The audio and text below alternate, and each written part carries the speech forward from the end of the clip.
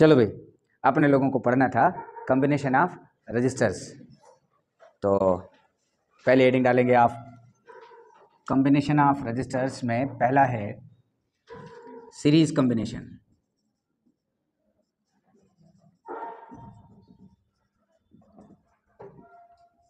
Series combination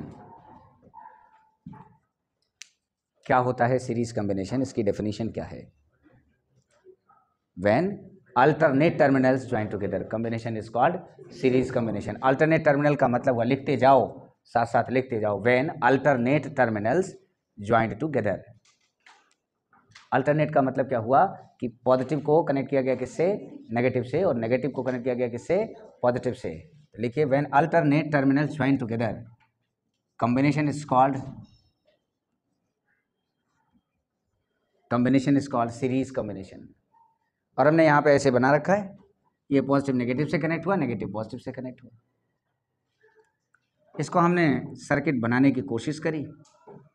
ये क्या था? R1, ये क्या था? R2, ये क्या था? R3। बहुत ध्यान से समझना। यहाँ का पोटेंशियल है V, यहाँ का पोटेंशियल एक सेल या बैटरी लगा रखा है, और इससे हमने 3 रजिस्टर इस डायग्राम में बनाया। ये तीनों सीरीज में जुड़े हैं। करंट यहाँ से ऐसे निकलेगी। हमने पढ़ रखा है करंट कहाँ से कहाँ चलती है? Positive to negative. तो ये टर्मिनल पॉजिटिव है, ये नेगेटिव है, करंट ऐसे जाएगी। ये टर्मिनल कैसा होगा? पॉजिटिव, ये नेगेटिव, ये पॉजिटिव, ये नेगेटिव, ये पॉजिटिव, ये नेगेटिव। ऐसा क्यों? क्योंकि करंट इस डायरेक्शन में है, ये टर्मिनल पॉजिटिव है, ये नेगेटिव है, तो करंट कहाँ से कहाँ चलेगी? पॉजिटिव से नेगेटिव की ओर चलेगी। करंट पॉजिटिव से नेगेटिव, आउटसाइड द सेल। पूरी बात मेंशन करेंगे, करंट कहाँ से कहाँ चलती है? Positive to negative outside the cell, और inside the cell negative to positive. ऐसा कैसे हो गया? जरा ध्यान से देखना। ये सेल यहाँ से ऐसे चला, करंट ऐसे चली, तो ये था पॉजिटिव, ये पॉजिटिव टर्मिनल है, नेगेटिव, यहाँ से ऐसे चलते हुए पॉजिटिव से नेगेटिव की ओर आई, लेकिन जब सेल के अंदर पहुंची तब कहाँ से कहाँ जा रही है? नेगेटिव से positive. Current outside the cell positive से नेगेटिव, और inside the cell negative to positive. बोलो, बात ध्यान में आती कि नहीं आती? तो मेरे साथियों, सीरीज कॉम्बिनेशन में डायग्राम बनाने के बाद हमने क्या लिखा कि सीरीज डायग्राम बनाने के बाद तब लिखेंगे क्या? In series combination, in series combination, in series combination current remain same.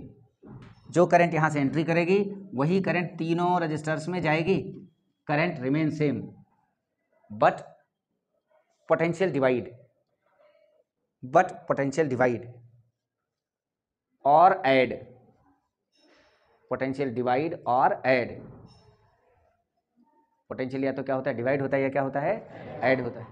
ठीक, डिवाइड जब कहेंगे, कब कहें डिवाइड, कब कहेंगे ऐड? तो ध्यान से समझना, जब इस सोर्स के ईएमएफ यानी इस वोल्टेज के रिस्पेक्ट में कहेंगे तब ये तो डिवाइड हो गया, यहाँ पर V1, यहाँ पर V2, यहाँ पर V3।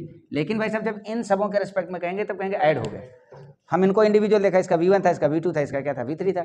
इनको हमने फ्रेम ऑफ रेफरेंस माना, तो इन तीनों को क्या किया? ऐड किया। और अगर हम इसको रिस्पेक्ट मान के चलेंगे फ्रेम ऑफ रेफरेंस, तो इसके रिस्पेक्ट में ये 3 पार्ट में डिवाइड हो गए। बात ध्यान में आ गई होगी। तो दोनों बातें एक ही हैं फिलहाल के तौर पे। That is V equal to क्या हो जाएगा? V1 plus V2 plus V3 and so on. यहाँ से हम लोग लिख पाएंगे IR is equal to IR1 plus IR2 plus IR3 and so on. यहाँ से I कॉमन एंड कैंसिल, तो R इज इक्वल टू क्या हो जाएगा? R1 plus R2 plus.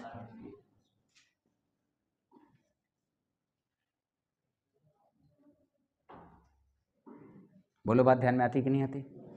Are series, इसे आर सीरीज कह दिया हमने। कहा if n identical resistors join in series, if N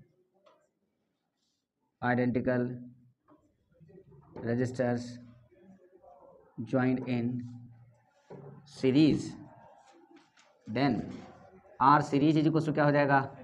N R. R series is equal to क्या हो जाएगा? N R. यहाँ पे हमने पाया कि रजिस्टर्स कंबाइन हो रहे थे, तो जो नेट रेजिस्टेंस था वो सबका एडिशन था।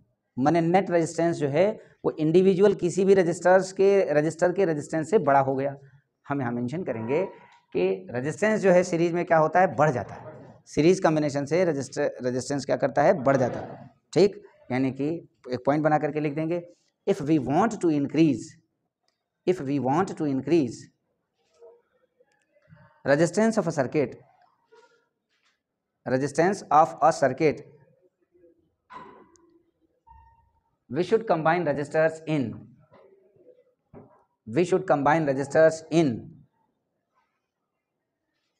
series.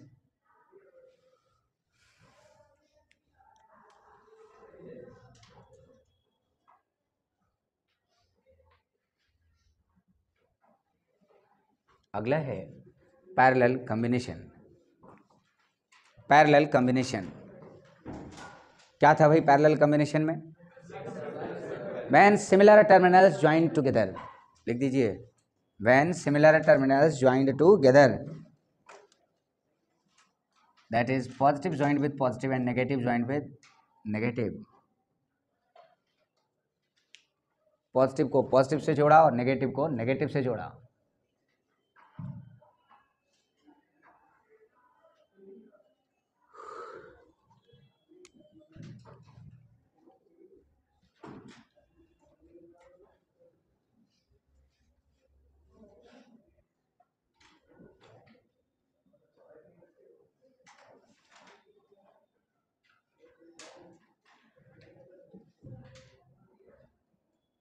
ऐसे हमने यहाँ पर भी 3 रजिस्टर्स मान लिए।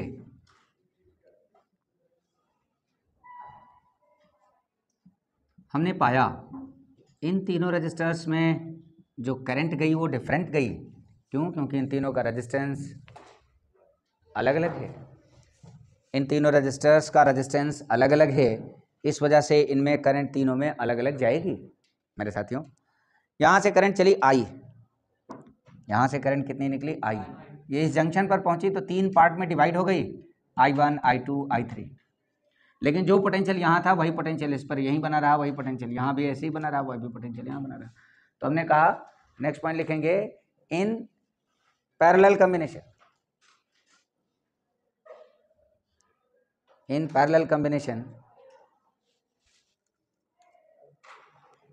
in parallel combination potential remains same, potential remains same, current divide, oblique करके ऐड, करंट डिवाइड ऑब्लिक करके ऐड अप। इस वाले ध्यान देना, इस जंक्शन के रिस्पेक्ट में बात करेंगे तो यहाँ पे करंट क्या हो रही है? डिवाइड। आई था 3 पार्ट में डिवाइड हो गया, I1, I2, I3। लेकिन इस वाले जंक्शन के रिस्पेक्ट में बात करेंगे, इस वाले जंक्शन के रिस्पेक्ट में बात करेंगे तो यहाँ से करंट कितनी आ रही थी? I1, यहाँ से कितनी? I2 और यहाँ से कितनी? I3। भाई साहब ये तीनों मिल करके यहाँ क्या बनाते हैं? I। तो हम कहेंगे कि यहाँ पे करंट क्या हो रही है? ऐड। और इस वाले जंक्शन के रिस्पेक्ट में बोलेंगे करंट डिवाइड हो रही है। तो वही बात आपने लिखा, इन पैरेलल करंट ऐड और हाँ एंड पोटेंशियल रिमेंस सेम। तो हमने यहाँ लिख दिया I को क्या हो जाएगा? I1 plus I2 plus I3। बोलो। और अब पोटेंशियल सेम रहा तो V upon R, net resistance जो मिला उसे हमने क्या कह दिया? RP, R parallel. तो यहाँ से क्या हो गया? V upon R1 plus V upon R2 plus V upon R3। V common and cancel हो जाएगा, बिल्कुल ठीक बात है। तो ये क्या बन जाएगा? 1 upon R parallel is equal to 1 upon R1 plus 1 upon R2 plus 1 upon R3।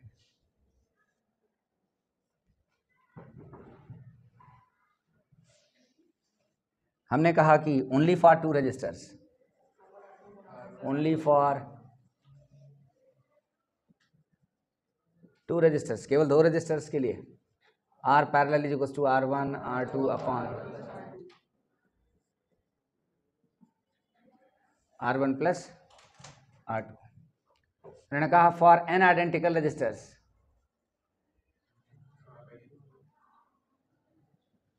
For n identical resistors R parallel is equal to क्या हो जाएगा? R upon n। यहाँ तक नोट करो और इसके बाद एक पॉइंट फिर से लिखो। हाँ, if we want to decrease the resistance of a circuit then we should combine resistors in parallel combination।